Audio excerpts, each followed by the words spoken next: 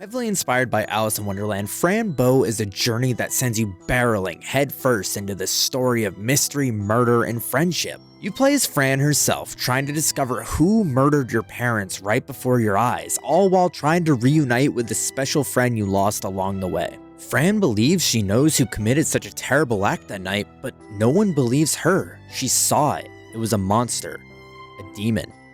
So after being admitted to a psychiatric facility for the youth, you were given a new experimental medication to help with the trauma, and that is when the cracks in reality start showing themselves. Things only seem to get more strange as you slip deeper down this rabbit hole of drug-induced visions. And with those visions, it becomes all too clear that things are not as they seem. Life is not as normal as we once thought it to be. We stumble upon creatures and monsters beyond our comprehension. Eventually, what we once thought were just visions limited by our psychedelics are now becoming more real than we ever expected. Going down this path, we find ourselves in new worlds and places no normal person has ever seen before, almost as though we've been granted access to a world hidden beyond the veil of third-dimensional thinking.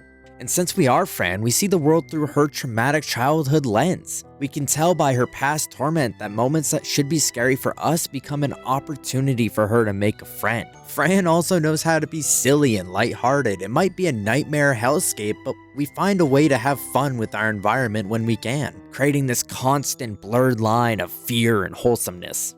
Now, the core gameplay is a classic point-and-click style puzzle-solving adventure game. And let me say, I hate puzzles, but this game did them so well that you don't feel that abrupt stop to solve one. Rather, it's integrated so fluently into your environment and story. It is very much more focused on your adventure and telling its story than stopping you with the brainbusters. Everywhere we go and the obstacles we have to overcome are so intertwined with their environment, and each environment is so grounded in their reality. The game really allows you to feel involved in each space with how the characters interact with you. Nurses that could care less about you, tree people that are just as confused as you are and how you got there, and normal people thinking you're crazy pants as you try to explain what's been going on. And that's not to mention the people we meet along the way that see us as who we are, a young, scared girl that wants to get home, and they want to do nothing but help us do that.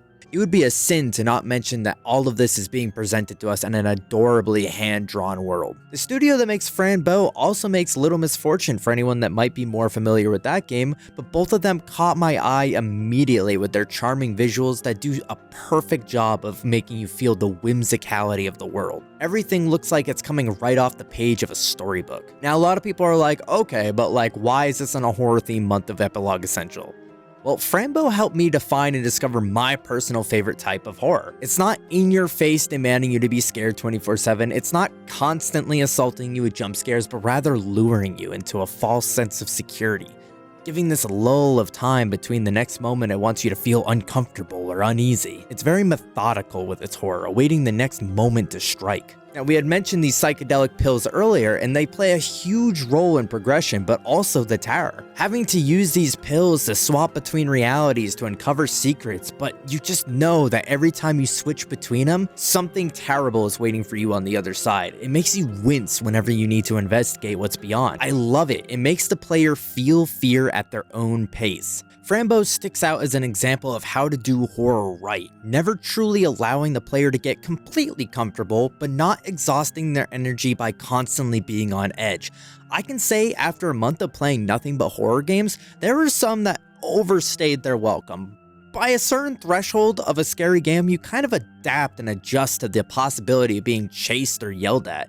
I don't think a horror game should ever allow you to do that, and I think Fran balances that out perfectly. But at the end of the day, what makes this game essential for EG to play? Well, there are a few things. It's creativity, never playing it safe or shying away from being weird or different.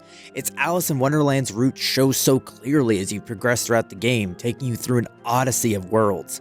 It's ever-changing gameplay, not just identifying itself with one thing or mechanic, constantly switching up how you approach scenarios depending on where you are or what you have access to. And it's a completely fulfilling atmosphere. I wish I had more time to talk about this aspect, but the music and ambiance is so good and complementing to the game's air of mystery. So if you love psychological and atmospheric horror, this is the game for you. But if you also love a good old-fashioned point-and-click puzzle adventure game, Fran is also the game for you.